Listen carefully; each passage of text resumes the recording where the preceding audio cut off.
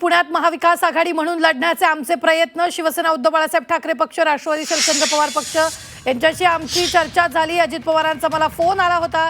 काँग्रेस नेते सतेज पाटील यांनी हे वक्तव्य केले। पुण्यात अजित पवार महाविकास आघाडी सोबत जाण्याची शक्यता वर्तवली जाते। त्या दरम्यानची ही सगळ्यात मोठी बातमी आपण पाहतो आहोत।